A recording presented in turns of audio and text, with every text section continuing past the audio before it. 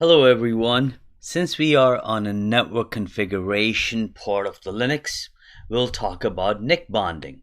What exactly the NIC bonding is. Just to let you know, NIC bonding is one of the very important and critical aspect in Linux network configuration, and this type of questions are asked oftentimes in an interview. So let's see a NIC. A NIC stands for Network Interface Card that is attaches to your computer. So if you look at your laptop or behind your PC, you will see a little port in there, and that port is your NIC. With NIC, which is Network Interface Card, bonding is also known as network bonding. It can be defined as the aggregation or combination of multiple NIC into a single bond interface. Its main purpose is to provide high availability and redundancy.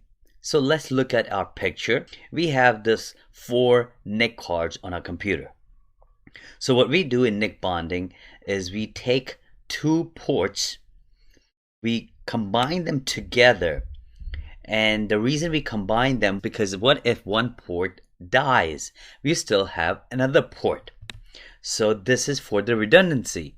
So another way to make 2 ports redundant or to have them high availability is you combine them together. If a port is 1 gig and the other port is 1 gig, you combine them together to aggregate them and get the throughput of 2 gig. This is achieved for high availability and link aggregation. So NIC bonding procedure is that you type mod prob bonding, which is to get the configuration of your driver, info bonding to get the information of your bonding. Then you create a file called ifconfig bond 0. You added the first Ethernet 1, you added the second Ethernet, and you combine them and point to bond 0. If you have NIC 1 file, you create another NIC 2 file for the second NIC, and then you create a third file called bond 0. You point your NIC 1 and NIC 2 files toward bond 0. And then what do you do at the end? You restart the network of your computer. So the command is systemctl restart network. So without further ado, I will log into my system and I'll tell you exactly how NIC bonding can be done. And before we start this VirtualBox, I want you to take its snapshot. The reason I'm taking a snapshot is so we could revert back to its state, which is where it is right now after we do all the configuration. So click on right here, you see snapshot, click on snapshot, and right here says take, click on the take, leave the snapshot number 1 as the name default and click OK. Now it has taken the snapshot. Now I want you to click on setting, go to network, click on network adapter 2, check enable network adapter and select bridged adapter. Now we will have 2 NICs on our computer, which is one here, adapter 1 and adapter 2.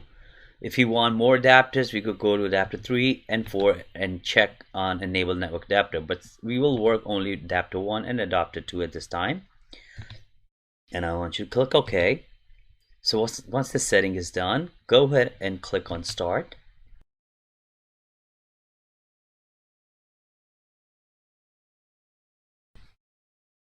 Go ahead and log in as yourself.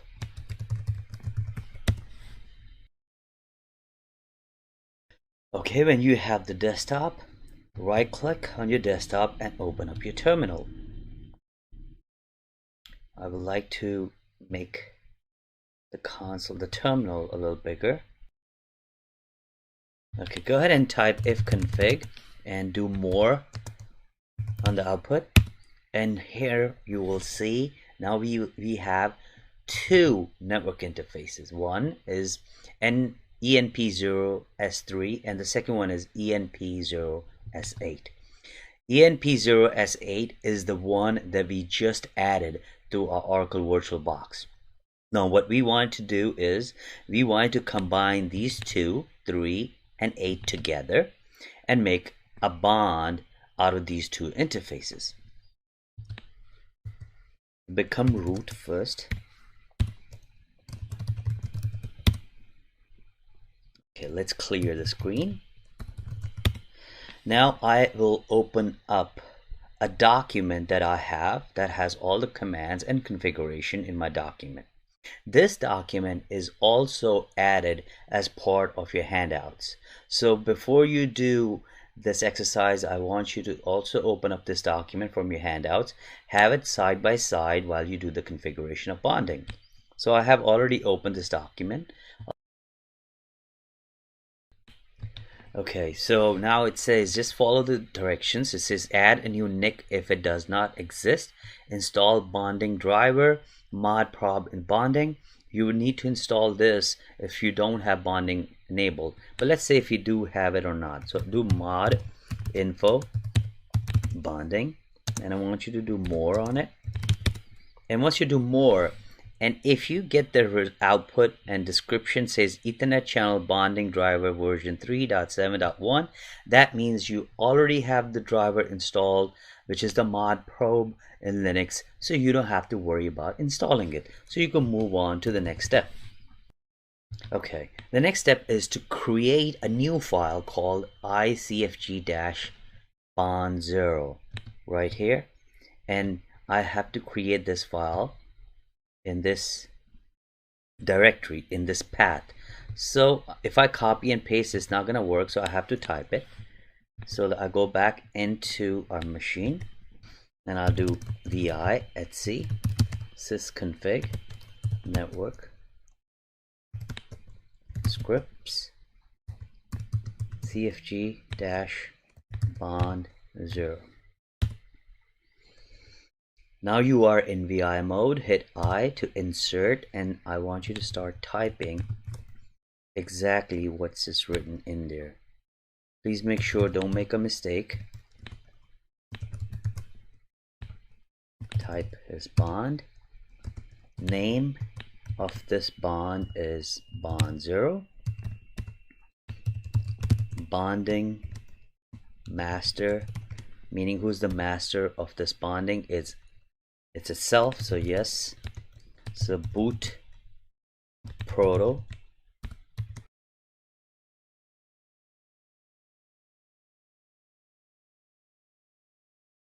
So when you type none or static, it means the same thing. So we'll type none. On boot, yes.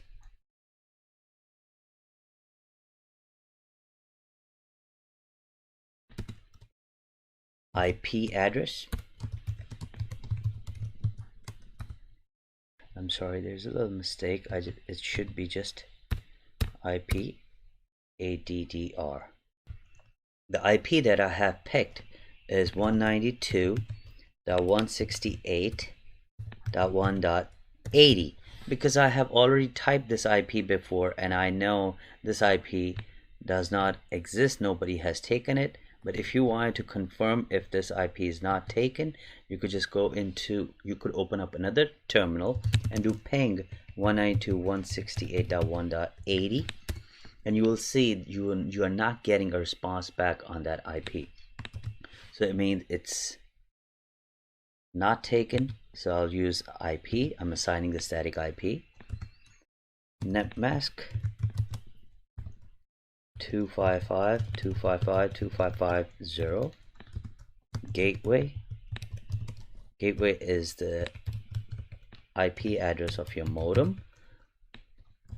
And then bonding underscore options equal mode 5.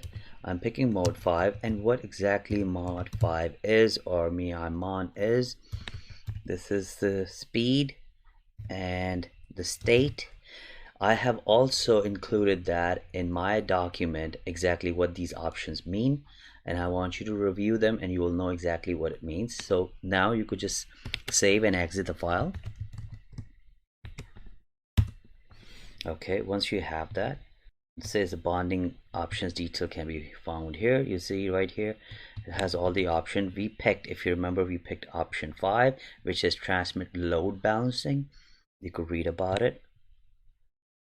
And then MIIMON, which is the monitoring, MII link monitoring frequency in milliseconds, we picked 100. Okay, so next step is, it says edit the first NIC file, which is enp0s3. So I am in root directory. I'll go into etc sysconfig. I'll just drag this a little more so you could see it a little better. Sysconfig cd network scripts, and in this directory I already have a file called etccfg enp0s3. Do vi, and now I have here, I said delete the entire content. So how do you delete it? In the vi you do dd dd dd dd, keep doing dd dd dd until you go to the bottom. You are at the bottom and it says no lines in buffer. That's good. Now hit enter. Sorry, not enter, hit insert. You probably have to hit insert a couple of times to get it. So now keep typing what exactly it's in there. So type Ethernet boot proto none device enp0s3 on boot. Yes, you want to have that boot. Hardware address, this is a new one. Now this is the MAC address of your enp0s3.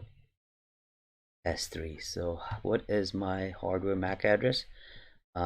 You have to open up another terminal in the back, drag it, and then just type ifconfig and do more, and you will see enp0s3 has a MAC address of this. So what I will do is I'll drag this a little bit on top. I'll bring the other window in the back, and now I could type the address 080027C3 0E 28 verified 27C3028. yes, and then hit enter. Master, it's asking you who's your master. The master is bond0, which is the other file that we created before that. Hit enter. Slave, are you a slave? Meaning this interface, is it a slave? We'll say yes. So check again, boot proto, boot, oh, we missed one. Oh no, we did not, it's there. Type boot proto device on boot hardware address, which is a MAC address. Master is bond0 and slave is this. Okay, now save and exit. Okay, now follow the directions. Okay, now it says create the second NIC file for enp0s8. I could create a second one, or I could just copy this enp0s3 and change the name and MAC address. So it would be easier, I could just copy enp0s3 and I name it cfg dash enp0s3 and take out, replace 3 with 8. Now it's copied. Now vi cfg enp0s8. Now in 0s8, now you have to change this third line, says device 0s3 with 8.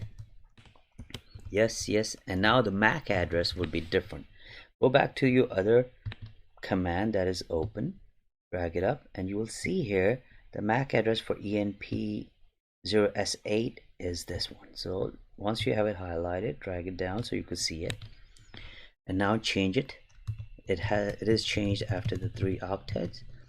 So 0D 17 9B. Okay, bond0 master is the bond0 slave. Yes, I am a slave for bond0. Then right quit and save the file. The file is saved.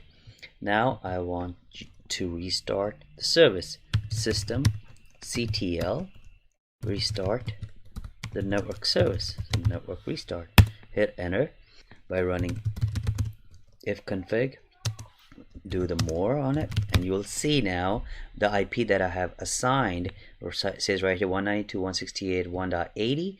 It's master, and the other ports, sorry, other NICs, ENP0, S3 and S8, you'll see here, right here it says these are slave and slave. So IP assigned is given 192.161.80. I'm going to take this IP, plug it into my PuTTY session, and see if I could connect to it. 192.168.1.80. Hit enter. Yes, I could connect. This is just a SSH key warning sign. You could just accept it to save it and log in.